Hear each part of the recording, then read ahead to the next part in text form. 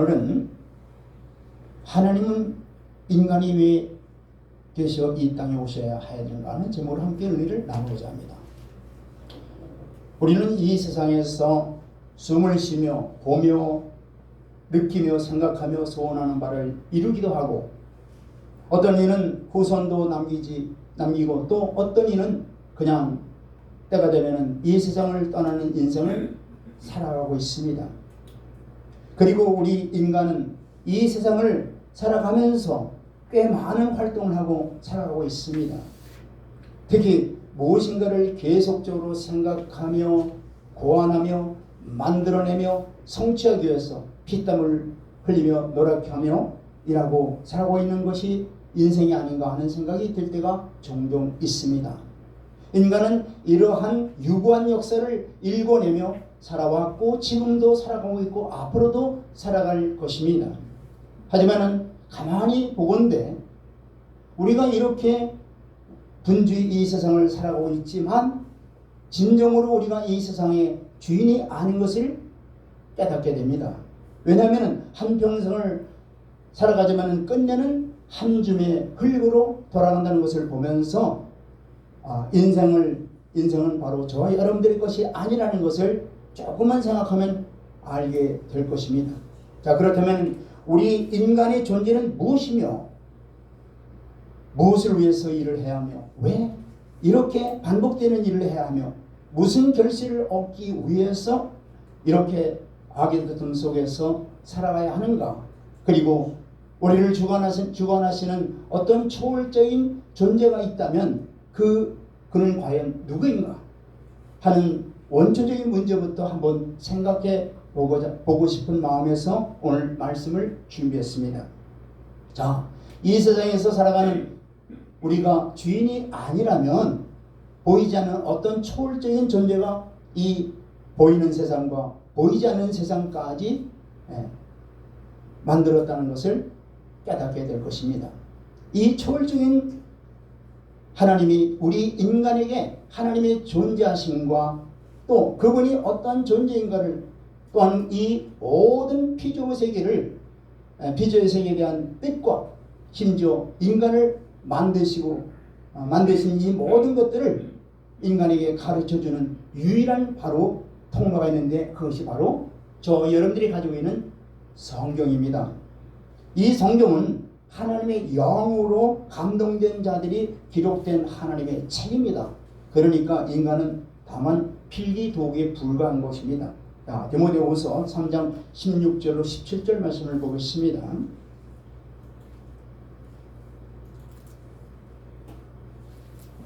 시작.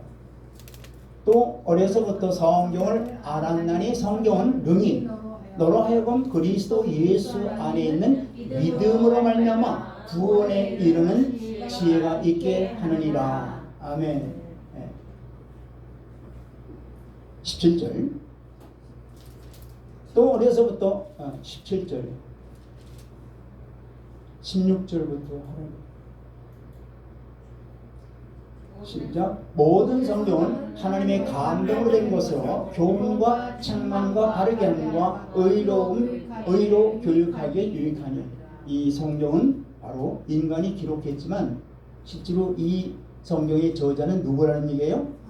하나님의 영인 성령께서 하나님의 뜻을 바로 가르쳐 주고 그것을 인간은 기록했을 뿐이라는 얘기죠. 17절 시작. 이는 하나님의 사람으로 온전하게 하며 모든 선한 일을 행할 능력을 갖추게 하려 함이니라. 아멘. 이 모든 세상의 주관자가 바로 하나님이시라는 것을 성경을 통해서 우리에게 가르쳐주고 있다는 얘기죠. 지금 우리가 가지고 있는 이 성경책이 하나님의 영이신 성령님의 감동 감화를 받아서 인간을 통해서 기록된 하나님의 책이라는 얘기예요. 우리가 살고 있는 이 세상을 하나님이 만드셨다고 성경은 밝히 이렇게 말씀하고 있어요. 히브리서 3장 4절 보겠습니다. 여기에 이제 문제가 다 풀리게 돼 있어요. 시작. 집마다 지은이가 있으니 만물을 지으신 이는 하나님이십니다. 성경에서 말씀하시는 거예요. 집집마다 다 사람들이 다 지었잖아요. 그런데 이 만물을 지으신 이는 하나님이라고 하나님이 말씀하시는 거예요. 그렇습니다. 하나님은 이 세상 만물을 만드신 창조주 하나님이십니다. 자, 그렇다면 창조주 하나님은 과연 어떤 하나님이신가 한번 보겠습니다. 하나님께서 구약시대에 이스라엘 백성들이 애굽이라고 하는 나라에 약 400년간 종살이를 하고 있었는데 이들을 구원하기 위해서 모세라고 하는 일꾼을 지도자로 하나님이 세우셨어요. 볼까요? 출애굽기 3장 10절 보겠습니다.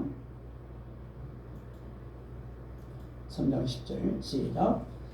이제 내가 너를 바로에게 보내어 너희에게 내 백성 이스라엘 자손을 애굽에서 인도하여 내게 하리라. 자, 이때 모세는 이스라엘 백성들에게 당신이 누구이며 이름이 무엇이라고 말해야 하겠느냐고 하나님께 질문을 해요. 모세가. 그때 하나님이 어떻게 말씀하시는가 보세요. 출애굽기 3장 14절 말씀입니다. 시작. 하나님이 모세에게 이르시되 나는 스스로 있는 자니라. 또 이르시되 너는 이스라엘 자손에게 이같이 이르기를 스스로 있는 자가 나를 너에게 보내셨다 하라. 아멘. 자, 이같이 하나님이 먼저 우리를 찾아오셔서 자신을 가리켜 주셔야만 우리 인간은 하나님의 어떤 분인가를 알 수 있다는 얘기예요. 그 외에는 하나님이 어떤 분인 것을 알 길이 없어요. 하나님이 우리를 찾아주셔서 나는 바로 이런 하나님이다 라고 가르쳐줘야 우리가 안다는 얘기예요. 자, 하나님 자신을 우리에게 먼저 계시해 주시지 않으면 우리는 전혀 알 길이 없어요. 우리가 하나님을 믿는 것도 마찬가지예요. 우리가 하나님 믿는 것도 하나님이 우리에게 믿게 해주셔야 우리가 믿게 되는 거예요. 그렇기 때문에 이 믿음은 하나님의 뭐라고 그래요? 선물이라고 말씀하시는 거예요. 내가 아무리 믿고 싶어도 믿을 수가 없는 거예요. 하나님이 우리에게 믿게 해줘야 믿는 거예요. 그런데 오늘 하나님께 뭐라고 말씀하세요? 하나님께서 나는 스스로 있는 자라 이렇게 하나님 자신을 우리에게 말씀하세요. 나는 스스로 있는 자다. 이 말씀은 하나님 자신이 누구의 도움 없이도 원래부터 스스로 존재하는 분이라는 얘기예요. 나는 시작과 끝이 없는 언제나 존재하는 자존자라는 말씀입니다. 피조된 존재들과는 달리 능동적으로 영원 전부터 영원까지 스스로 계시는 분이라는 말씀입니다. 예. 이는 절대 완전하고 독립적이며 우주 안의 모든 인과 법칙을 초월한 모든 존재의 근거와 기반이 바로 무에서 유를 창조하신 창조주의 본질과 속성을 가지신 분이라는 거예요. 아멘. 즉 하나님의 이 자존성과 불변성, 영원 불변성을 가지신 분이라는 얘기예요. 또 이 여호와라는 이름은 뭐냐? 언약하신 바를 반드시 성취하시는 하나님이라는 거예요. 이게 여호와라는 그 이름의 뜻이에요. 하나님이 한번 약속하시면 그 약속은 반드시 이루신다는 그 하나님이라는 것이에요. 예. 또한 아직도 하나님에 대해서 잘 모르는 이 모세에게 다시 더 하나님이 이런 하나님이라는 것을 보여주세요. 볼까요? 출애굽기 6장 3절을 보겠습니다. 6장 3절 시작. 내가 아브라함과 이삭과 야곱에게 전능의 하나님으로 나타났으나 나의 이름을 여호와로 그분에게 알리지 아니하였고. 아멘. 예. 자, 이번에는 이제 모세에게 하나님의 그 특성을 말씀하는데 하나님 특성이 뭐예요? 전지전능하신 하나님이란 얘기예요. 그것을 모세에게 지금 가르쳐 주는 거예요. 무슨 하나님? 전지전능하신 하나님. 못하시는 일이 없다는 얘기예요. 무에서 유를 창조하시는 그 하나님, 그 하나님이 전지전능하신 나다라고 모세에게 가르쳐 주는 거예요. 그러니까 모세는 이 하나님이 가르쳐 주는 그 하나님을 알고 어떻게 돼요? 담대히 이제 이스라엘 백성들을 구원하는 길에 나가겠죠. 아멘. 예.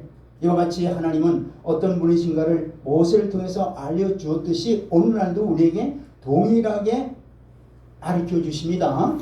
아멘. 창조주 하나님이시며 구속주가 되시며 전지전능하신 스스로 영원전부터 영원까지 계신 하나님이 이 우주 만물을 그분의 말씀으로 창조하셨다고 창세기 1장에서 2장에 보면은 창조 기사에 보면은 하나님이 천지를 창조했다고 말씀으로 창조했다고 우리에게 말씀하시는 거예요. 여호와 하나님이 이 땅의 땅의 흙으로 사람을 지으시고 생기를 그 코에 불어넣으시니 사람이 생명이 되었다고 인간을 창조한 기사를 다른 피조물보다 아주 자세하게 창세기 1, 2장에 거쳐서 말씀하고 있어요. 또한 먼저 아담을 창조하시고 이 아담이 홀로 사는 것이 보기에 좋지 않아서 아담을 어디에요? 돕는 배필을 삼기 위해서 아담을 깊이 잠재우시고 그 갈빗대 하나를 취해서 만든 것이 바로 뭐예요? 하와라는 얘기예요. 그런데 인간을 만드실 때 중요한 건 뭐냐? 하나님의 형상대로 우리를 만드셨다는 거예요. 이는 왜 이렇게 하나님의 형상대로 우리를 만드셨을까? 그건 바로 하나님과 서로 교통할 뿐만 아니라 사랑을 나누기 위해서 그렇게 하나님의 형상대로 우리를 만드셨다는 얘기예요. 다른 피조물들에게 하나님과의 인간과의 사랑의 관계를 나타내 보이며 하나님께 영광을 돌리기 위해서 하나님의 형상대로 인간을 만드셨다는 얘기예요. 보세요. 창세기 1장 27절 말씀 보겠습니다.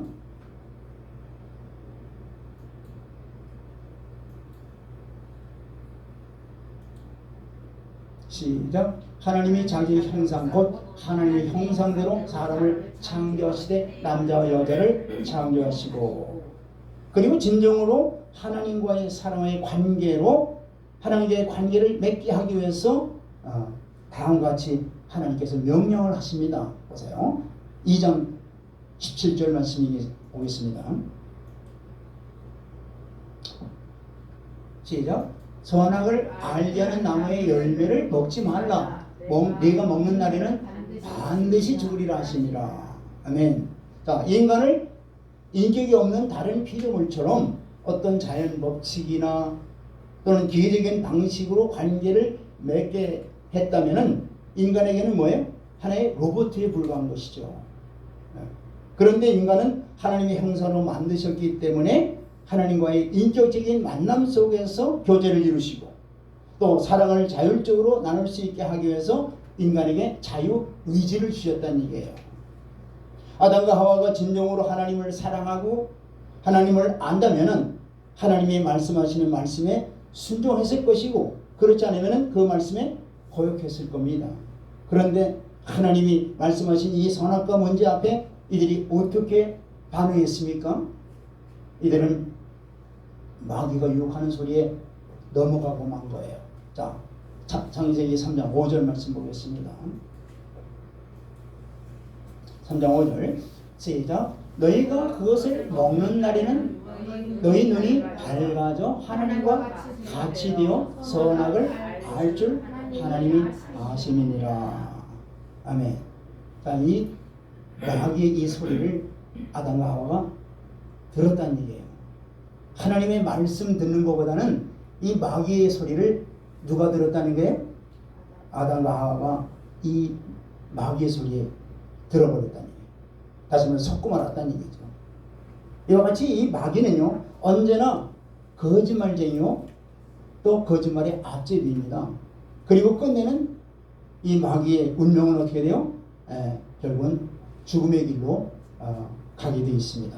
여러분, 사탄의 소리에 유혹되면은 죄를 범하게 할 뿐만 아니라 멸망길로 간다는 사실을 깨달으시길 바랍니다. 그래서 하나님의 형상대로 지음받은 인간은 누구를 막론하고 하나님께서 말씀하시는 말씀을 듣고 순종해야 살 수 있을 뿐만 아니라 끝내는 영생을 얻게 되는 것입니다. 그래서 레위기 18장 4절 5절에 이렇게 말씀하시는 거예요. 레위기 18장 4절 5절 말씀 보겠습니다. 시작. 너희는 내 법들을 따르며 내 규례를 지켜 그대로 행하라. 나는 너희의 하나님 여호와니라. 하나님이 말씀하시는 법도와 규례를 지켜 행하라는 얘기예요. 왜 그런가 보세요. 5절 말씀 시작. 너희는 내 규례와 법도를 지키라. 사람이 이를 행하면 그로 말미암아 살리라. 나는 여호와니라. 아멘. 하나님이 말씀하시는 법도와 규례를 지켜 행하라는 얘기예요. 그래야 인간은 하나님의 형상대로 짐을 받은 인간은 산다는 얘기예요. 그 반대로 순종하지 않으면 어떻다는 얘기예요? 죽는다는 것을 말씀하시는 거예요.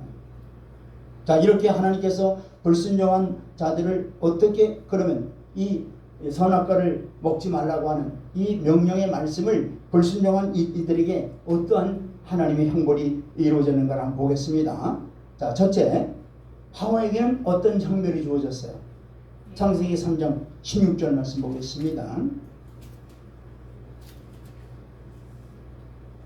시작.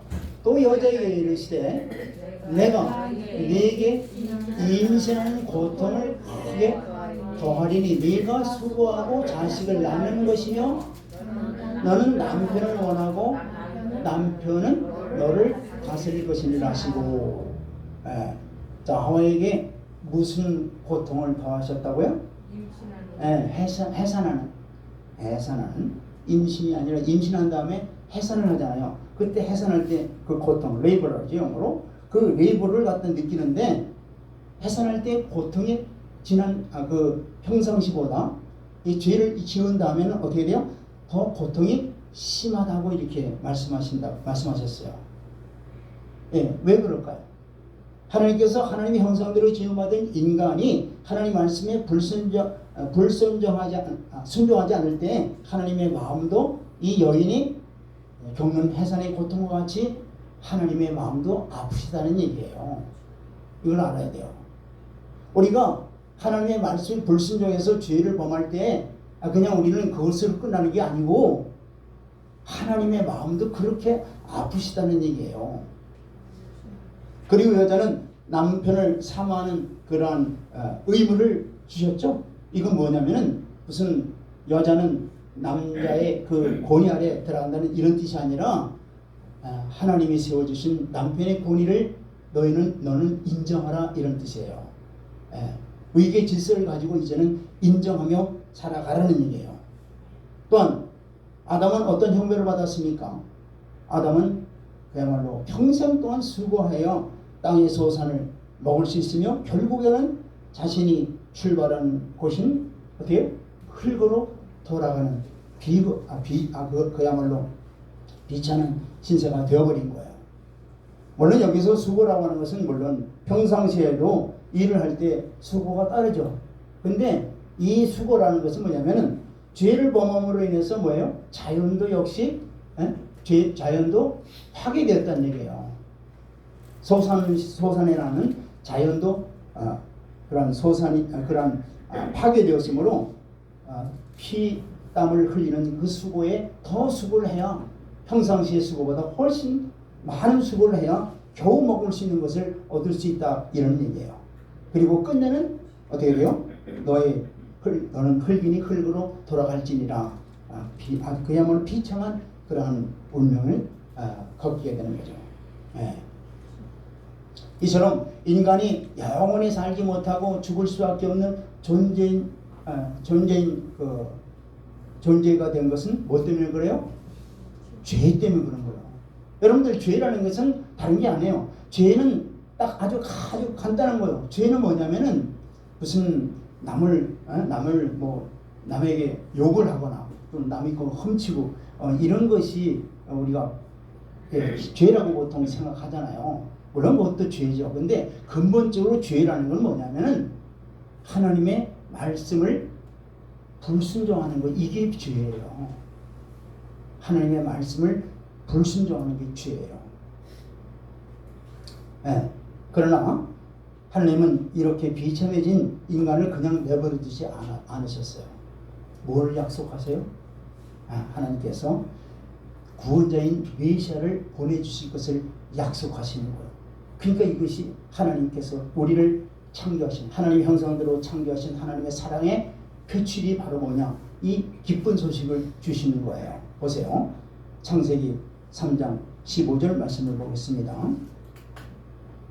그런 가운데서도 하나님은 우리에게 하나님의 그 사랑을 보여주시는데 그게 바로 이게 복음이에요. 바로 시작. 내가 너로 여자의 원수가 되게 하고 네 후손도 여자의 후손과 원수가 되게 하리니 여자의 후손은 네 머리를 상하게 할 것이요 너는 그의 발꿈치를 상하게 할 것이니라 하시고. 자, 이게 바로 원복음이에요. 지금 무슨 말씀이냐면은 이제 메시아를 보내주셔서 메시아가 인간의 모든 죄를 다 걸머지시고 십자가에서 죽으시고 사망 권세의 모든 것을 다 이제 마귀에게 넘어갔던 것을 다 이제 찾아서 우리 인간에게 믿는 모든 자들에게 뭘 준다는 얘기예요? 생명을 주신다는 얘기예요. 할렐루야. 이게 원복음이에요. 이게 바로. 네. 그리고 이제 마귀에게는 어떤 징벌이 따르나 보세요. 마귀에게는 바로 어떤 징벌이 따랐어요? 네. 평생 동안 네가 네? 배로 다니면서 흙을 먹고 살지니라. 이게 굉장히 중요한 영적인 메시지를 알아야 돼요. 진짜 이 흙을 먹고 사는 이런 것을 말하는 게 아니라 아까 그랬죠. 죄 지으면 결국은 사망이라 그랬죠. 사망은 뭐예요? 흙으로 다시 돌아가는 거 아니에요. 그러니까 하나님을 알지도 못하고 하나님의 생명이 없는 그런 자들을 바로 죽은 자들이라고 그러는 거예요. 흙이라고 그러는 거예요. 그런 흙을 지배하면서 너는 평생 살라는 얘기예요. 마귀에게. 그걸 어디서 증명할 수 있느냐? 자, 누가복음 4장 6절을 보면은 거기서 증명이 됩니다. 자, 누가복음 4장 6절. 시작. 이르되 이 모든 권위와 그 영광을 내가 네게 주리라. 이것은 내게 넘겨준 것이므로 내가 원하는 자에게 주노라. 이게 무슨 말씀이냐면은 예수님이 이 땅에 오셔서 이제 공생애를 시작하시기 전에 40일 동안 금식을 하시고 이제 시작할 때 누가 유혹을 하죠? 시험을 하죠? 마귀가 시험을 하는데 그 중에 하나가 바로 이거예요. 모든 권위와 영광을 이제 나한테 한 번만 절만하면, 즉 예수님이 마귀한테 절만하면은 이 마귀가 가지고 있는 이 모든 권세와 영광을 너에게 다 주겠노라, 이렇게 유혹을 하죠. 시험을 하죠. 그때 물론 예수님이 말씀으로 물리쳐 버리죠. 이때 이 마귀가 유혹하는 그 무기가 뭐냐면 모든 권위와 그 영광을 바로 하나님이 자에게 줬다는 거예요. 그게 바로 이거예요. 바로 너는 평생 너는 흙을 먹고 살지니라, 이거예요. 그러나 실제로 그렇습니까? 그렇지 않습니다. 바로 예수 그리스도께서 오셔서 그 모든 권세와 권한을 다 십자가에서 다 어떻게 해요? 십자가를 지심으로 인해서 다 회복시켜 주신 거예요. 아멘. 그리고 마귀의 운명은 어떻게 되는가 보세요. 계시록 20장 10절 보세요. 계시록 20장 10절에 마귀의 운명이 이제 결정되어 있습니다. 시작. 또 그들을 미혹하는 마귀가 불과 유황못에 던져지니 거기는 그 짐승과 거짓 선지자도 있어 세세토록 밤낮 괴로움을 받을지니라. 그러니까 예수님이 십자가를 지시고 난 다음에는 그 다음에 어떻게 돼요? 마귀는 그 모든 사망 권세를 다 잃어버리고 이제 패전병으로 속이는 자로 세상 끝날 때까지, 언제? 이때까지 어떻게 돼요? 이 세상에서 속이는 자들로 우리를 유혹하고 있다는 사실을 알아야 돼요. 아멘. 우리는 절대 이 마귀의 유혹에 넘어가서는 안 돼요. 우리는 오직 하나님의 살아계신 생명의 말씀에 붙어서 생명의 말씀과 함께 살아가는 하나님의 자녀들이 다 되어야 될 줄 믿습니다. 아멘. 네. 하나님의 말씀을 어겨서 죄 아래 놓여있는 인간들에게 하나님이 주시는 이 기쁜 산 소망의 소식이 바로 창세기 3장 15절의 이 원복음이라는 얘기예요. 자, 이것을 죄진 인간에게 처음으로 주신 기쁨의 소식이라고 해서 원복음이라고 말씀하시는 거예요. 자, 그 기쁜 소식의 내용이 바로 뭐냐? 여자의 후손으로 부르는 메시아 대신 예수 그리스도를 이 땅에 보내주시겠다는 거예요. 그리고 그 메시아 대신 예수 그리스도가 모든 죄를 다 걸머지시고 다 죄값을 다 청산해 주시겠다는 거예요. 이것을 믿는 모든 자들에게 뭐예요?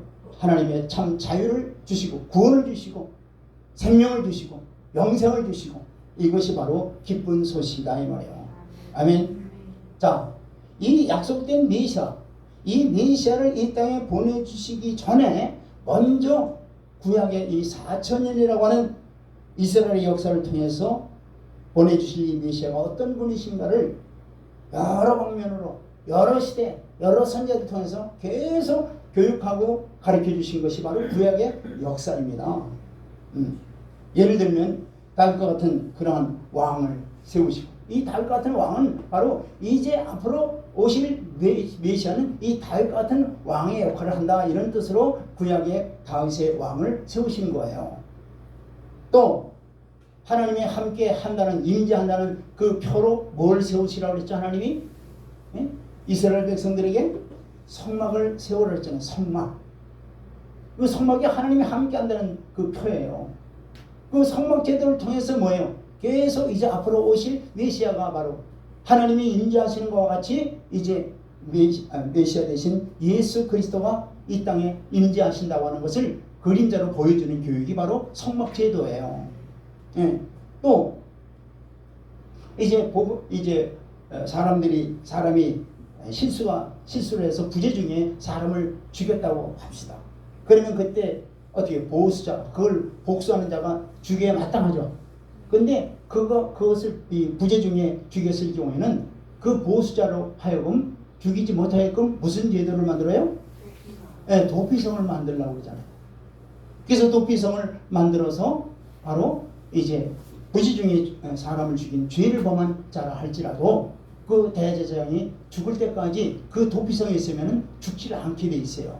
이것은 다 뭐냐? 이것은 다 바로 예수 그리스도가 이 땅에 오셔서 누구든지 예수 그리스도 안에 숨김을 받으면, 그 안에 들어가면 어떤 죄라 할지라도 다 사함을 받고 다 용서함을 받고 하나님의 자녀가 되는, 또 그리고 생명을 받는 놀라운 역사를 바로 역사를 이루실 것을 예표적으로 그림자로 바로 구약시대를 통해서 가르쳐 주신 거예요. 아멘. 특별히 그 그림자로 아주 확연하게 가르쳐 주는 사건이 바로 아까 말씀드렸던 모세가 누구를, 이스라엘 백성들을 애굽에서 건져내는 그러한 사건이 가장 앞으로 오셔서 예수 그리스도가 오셔서 우리를 구원하실 가장 아주 실제적인 눈으로 볼 수 있는 그런 구원 사건이 바로 출애굽 사건이다 이 말이에요. 네, 보세요. 모세가 이제 하나님의 명령을 받아 이스라엘 백성들을 구원하러 갔을 때 모세가 거느리는 군대를 통해서 이스라엘 백성들을 애굽에서 건져냈습니까? 아니에요. 그럼 어떻게 이스라엘 백성들을 건져냈습니까? 그건 바로 이스라엘 집집마다 좌우 인방과 문설주에 뭐를 바르라고요? 양의 피를 바르고 그 잡은 고기를 그 안에 들어가서 다 먹고 있어라. 그러면은 그 전날 밤, 즉 뭐예요? 6월절 바로 24일 그날 밤에 죽음의 사자가 지나갈 때 피를 보면은 넘어간다고 약속하고 있죠. 그런데 이 애굽의 집들은 이 소식을, 이 말씀을 들었어요? 못 들었어요? 못 들었으니까 애굽의 모든 집들은 바로왕을 비롯한 저 말단의 백성들의 집까지는 다 뭐예요? 피가 하나도 없는 거예요. 그러니까 죽음의 사자가 지나갈 때 피가 없는 집의 장자와 그 집의 가축들을, 첫 새끼들을 다 죽임을 당하게 되는 놀라운 역사를 베풀어 나갔던 거예요. 아멘. 그래서 결국은 이제 바로왕이 어떻게 해요? 바로왕을 비롯한 모든 애굽의 백성들이 다 장자를 다 잃고 첫 새끼들이 다 죽임을 당했을 때 이제는 애굽이 더 이상 이스라엘 백성들을 더 인질로 잡을 필요가 없다, 할 수 없다라고 하는 것을 이제 완전히 포기하면서 이스라엘 백성들을 내보낸 거 아니겠습니까? 자, 그럴 때 이스라엘 백성들이 애굽에서 종살에서 나올 수 있었던 그 매개체가 뭐예요? 근본 매개체가 뭐예요? 어린 양의 피 때문에 그런 거예요. 그런데 그 어린 양의 피가 바로 뭐냐? 바로 이 땅에 보내주실 하나님의 아들 예수 그리스도가 십자가에서 피 흘리실 그것에 대한 예표로 정확하게 보여주시는 것이다 이 말이에요. 아멘. 자, 출애굽기 12장 29절로 30절 보겠습니다. 출애굽기 12장 29절로 30절 시작. 밤중에 여호와께서 애굽 땅에서 모든 처음 나는 것 곧 왕위에 앉은 바로의 장자로부터 오기 갇힌 사람의 장자에까지 가축에 처음 나는 것 다 치심에 30절. 그 밤에 바로와 그의 모든 신하와 모든 애굽 사람이 일어나고 애굽과 큰 부르짖음에 있었으니 이는 그 나라에 죽임을 당하지 아니한 집이 하나도 없음이었더라. 아멘. 바로 실제적인 역사적인 사건이에요. 근데 이 역사적인 사건이 바로 뭘 예표하고 있다고요? 예수님이 십자가에 죽으심을 바로 정확하게 예표하고 있는 거예요. 이와 같이 구약의 이 역사라고 하는 것은 바로 앞으로 오실 구약의 기준으로 해서 앞으로 오실 메시아에 대한 그림자 교육이다 이 말이에요. 또 선지자는 뭘 했느냐?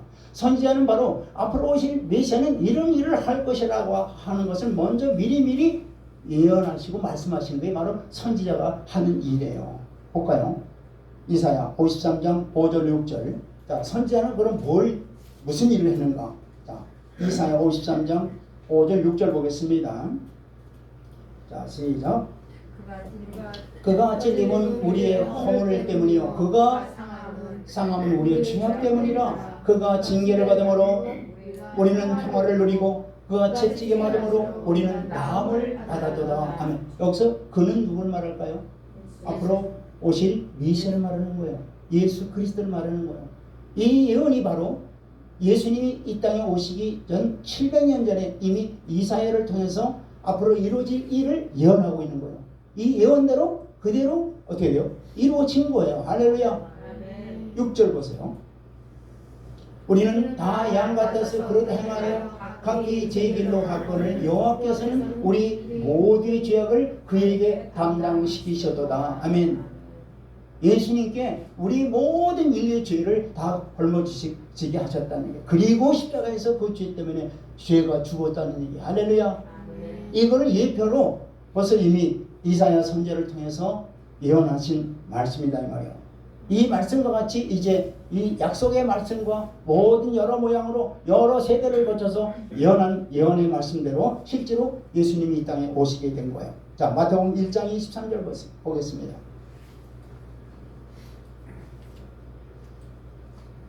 시작. 보라 처녀가 잉태하여 아들을 낳을 것이요 그의 이름은 임마누엘이라 하리라 하였으니 이는 이를 번역하면 하나님이 우리와 함께 하심이라 함이라. 아멘. 이 예언의 약속도 마찬가지로 이사야 선지자를 통해서 이사야 7장 14절에 예언하신 이 예언대로 처녀가 잉태하여 아들을 낳게 되는 거예요. 이 처녀가 누굴까요? 네, 동정녀 마리아를 말해요. 실제로 2000년 전에 동정녀 마리아를 통해서 남자의 도움이 없이 처녀가 잉태하는 놀라운 기적을 베풀어 주셨다는 게 왜 예수님이 오신 거예요? 바로 우리와 함께 하시기 위해서, 우리의 모든 죄를 다 청산하시기 위해서, 갚아주시기 위해서 이 땅에 오신 거예요. 아멘. 자, 그것을 누가복음 2장 11절로 12절에 이 약속대로 실제로 베들레헴에서 아기 예수가 탄생하셨다는 얘기예요. 자, 시작. 오늘 다윗의 동네에 너희를 위하여 구주가 나셨으니 곧 그리스도라 그리스도 주시니라. 12절.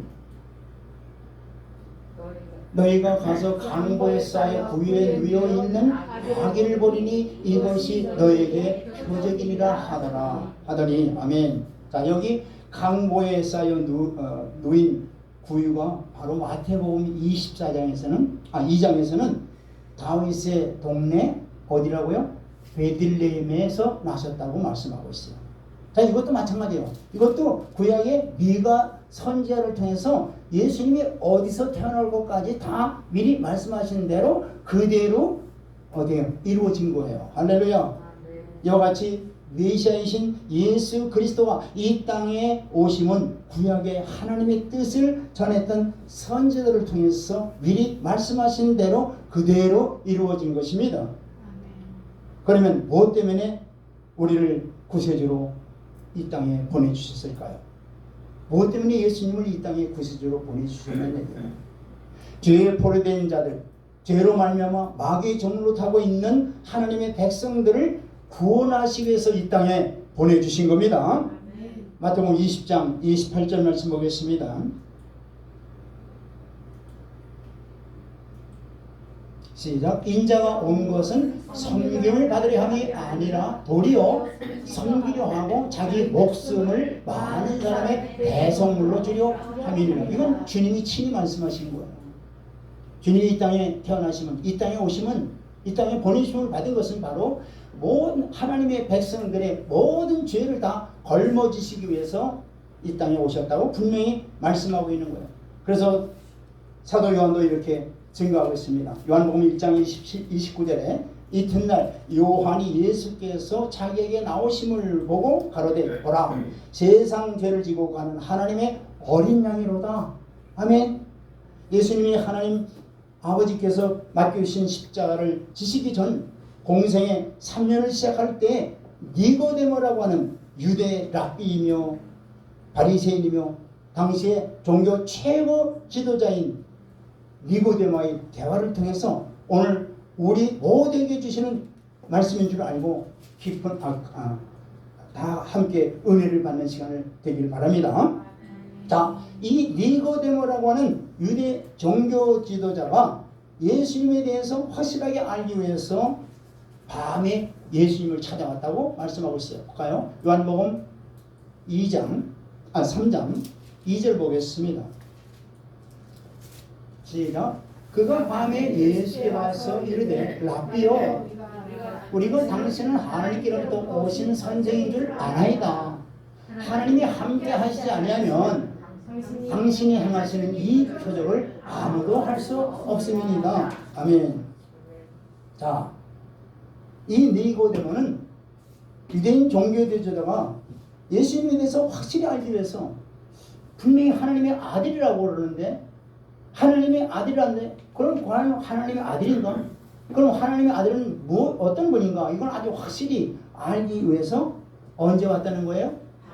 밤에 왔다는 거예요. 밤에. 이 밤에 왔다는 것은 뭐 뜻이 있겠죠. 왜요? 빨리 알고 싶어서 밤중에 그냥 달려왔다는 뜻도 있겠지만 여기 더 깊은 뜻은 뭐냐면은 왜 밤에 왔느냐면은 당시에 이 유대 사회에서 특히 종교 지도자들 속에서는 이 하나님의 아들이라고 하는 이자가 와서 기적도 일으키고 병자도 고치고 귀신도 쫓아내고 하나님 나라의 그 기쁜 소식을 가르치고 선포하고 뭐 별을 여러 가지 기적과 이사를 행하니까 그리고 하나님의 아들이라고 하니까 신성 모독까지 하니까 절대 하나님의 아들이라고 하는 예수께 가서 듣지도 말고 교훈도 받지도 말고 그와 아예 상종도 하지 말라고 하는 명령을 내린 거예요. 그런데 여기 니고데모가 정말로 그런 명령을 그 사회에 다 내렸지만은 이게 궁금한 거예요. 이게 너무 궁금한 거예요. 정말로 그건 그렇다 치고 내가 알고 싶다 이 말이에요. 정말로. 그래서 다른 사람들이 이목을 피해서 밤에 오게 된 거예요. 근데 밤에 왔는데 첫 마디가 예수님께 하는 얘기가 뭐예요? 보세요. 3절 보세요.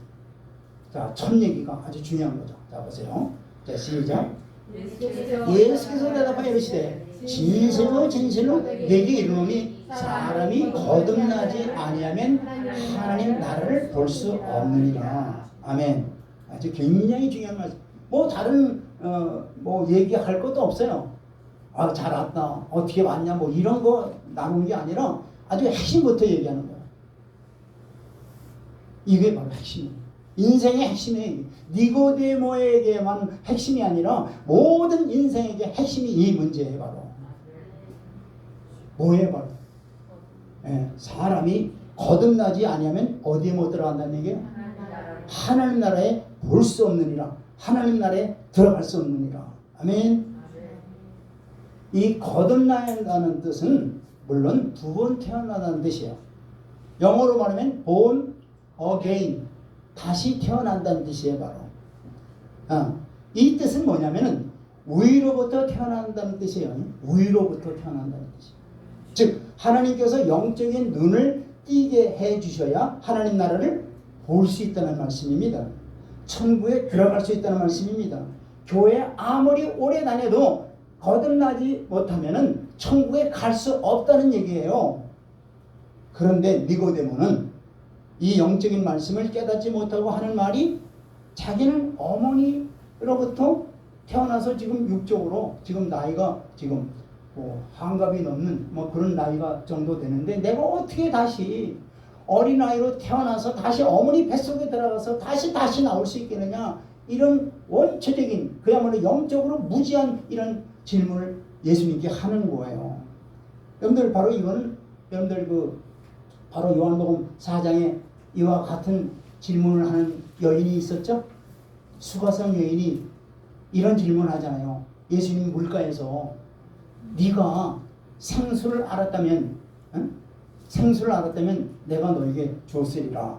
그러니까 이 물이 깊은데 어떻게 물 길는 디리박도 없고 그런데 이거 어떻게 이걸 끄셔서 마십니까? 있다면 내가 이걸 마시고 다시는 대낮에 물 길러 오지 않겠습니다. 라고 하는 동문서답을 하는 이 수가성 여인과 똑같은 거예요. 왜 그래요? 영적으로 지금 깨어있지 못하고 죽어있기 때문에 그러는 거예요. 자, 그럴 때 예수님이 다시 한번 말씀하죠. 5절 보세요. 오늘 본문 말씀입니다. 자, 5절 시작. 예수께서 대답하실 때 진실로 내게 이르노니 사람이 물과 성령으로 나지 아니하면 하나님의 나라를 들어갈 수 없느니라. 자, 3절에도 진실로 추로리 그죠? 아멘.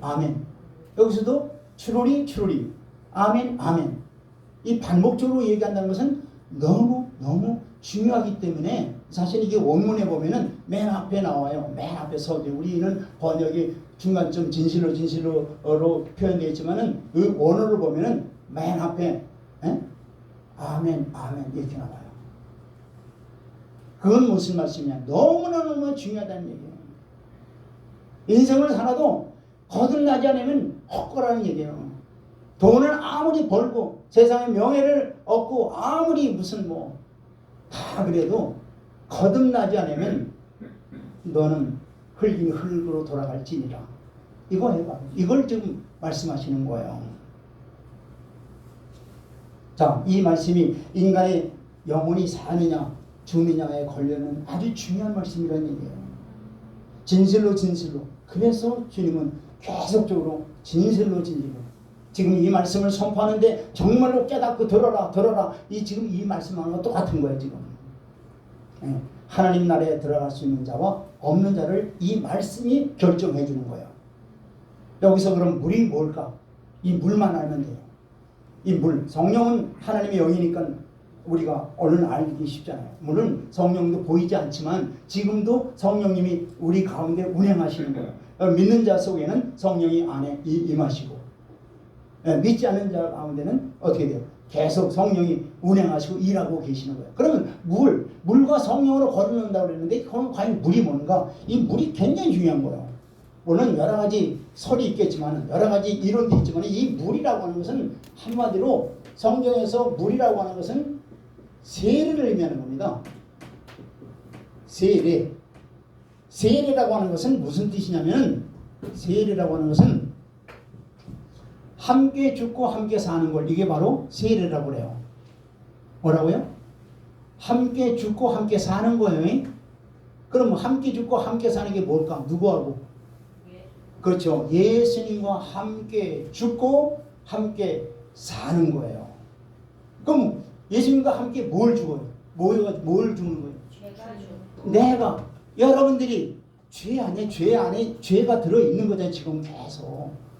아담의 후손들은 예수를 믿든 안 믿든 죄가 다 어떻게 돼요? 계속 있는 거예요. 그 죄 문제를 바로 뭐냐? 죄 문제를 바로 예수님이 십자가에서 그 죄를 짊어지셨다는 거예요. 죄를 위해서 십자가에서 죽으셨다는 거예요. 이 십자가에서 죽으실 때, 죄 때문에 죽으실 때 내 죄, 여러분들의 죄가 함께 죽었다는 것을 고백하는 거예요. 할렐루야. 함께 그때 지금 2000년 전에 이루어진 사실이지만은 내가 그때 다시 돌아가서 그때 2000년 전에 예수님과 함께 내가 십자가에 나의 죄를 십자가에서 못 박는 거야. 할렐루야. 그리고 예수님이 3일 만에 어떻게 됐어요? 죽은 자 가운데서 살아나셨잖아요. 이게 바로 뭐냐? 다시 이제 예수님과 함께 산다는 것은 이제 예수의 생명 안에서 이제 우리가 이제 새로운 피조물로 산다는 얘기예요. 할렐루야. 근데 이것을 바로 누가 가르쳐 주느냐? 성령이 이걸 가르쳐 주시는 거예요. 성령이 우리 가운데 계셔서 이것을 가르쳐, 그래서 물과 성령으로 거듭나야 된다는 말씀을 하시는 겁니다. 아멘. 그래서 이것을 바로 사도 바울은 이렇게 증거하고 있어요. 디도서 3장 5절 보겠습니다. 자, 사도 바울은 이것을 이렇게 증거하고 있어요. 거듭남을 이렇게 증거하고 있습니다. 자, 시작. 우리를 구원하시되 우리가 행한 바대로 의로운 행위로 말미암지 아니하고 오직 그의 긍휼하심을 따라 중생의 씻음과 성령의 새롭게 하심으로 하셨나니. 아멘. 바로 여기도 마찬가지죠. 중생의 씻음이 바로 이거예요. 즉 이 물세례 받던 같이 예수님과 함께 나의 옛죄가 함께 십자가에 죽고 다시 물에서 올라오듯이 다시 예수님의 생명과 같이, 예수님이 부활하신 것 같이 내 안에, 믿는 자 안에 생명이 다시 솟아오르는 거예요. 할렐루야. 이게 바로 뭐예요? 중생의 씻음이에요. 이것을 바로 성령의 새롭게 하심. 이게 성령이 이걸 깨닫게 해주시고 성령이 또 그 일을 하시는 거죠, 실제로. 그래서 사도 바울도 이렇게 증거하고 있고, 베드로도 보세요. 베드로도 2장 38절에 이 거듭남을 이렇게 증거하고 있습니다. 사도행전 2장 38절입니다. 이 거듭남이 너무 중요하기 때문에 이게 없으면은 그야말로 종교생활 하는 거 똑같은 거예요. 종교생활 해봤자요? 어떻게 돼요? 결국은 사망이에요, 사망. 그리스도인으로서 살아야죠. 할렐루야. 시작. 베드로가 이르되 너희가 회개하여 각각 예수 그리스도의 이름으로 세례를 받고 죄 사함을 받아라. 그리하면 성령의 선물을 받으니. 이거 똑같은 거예요. 세례로 뭐예요? 예수님과 함께 세례를 받으라는 얘기는 바로 예수님과 함께 내 옛죄가 죽고 예수님과 함께 어떻게 돼요? 새 생명을 얻으라는 얘기예요. 할렐루야. 그리고 이것을 성령이 바로 증거해 주시는 거예요. 이렇게 이 거듭남이라는 것은 정말로 우리 신앙생활에서 첫 단추요, 이것이 없으면 아무것도 아니라는 거예요. 그렇기 때문에 저와 여러분들이 이 거듭남의 체험을 정말 하고 이제 종교인이 아니라 그리스도인으로서 살아갈 때 참으로 이 주님이 다시 오실 때 이런 자들을 바로 주님이 친히 통치하시는 그리스도의 나라의 왕 같은 제사장들 우리를 삼아주시는 거야. 할렐루야. 이게 바로 기쁜 소식이에요. 이게 바로 하나님의 복된 소식이다 이 말이고, 이 아름다운 소식을 받고 듣고 기뻐하며 즐거워하며 내가 진정으로 예수님과 함께 나의 옛죄가 십자가에 죽었음을 고백하며 이제는 나를 위해서 사는 게 아니라 주를 위해서 사는 저와 여러분들이 되길 주의 이름으로 축원드립니다. 아멘.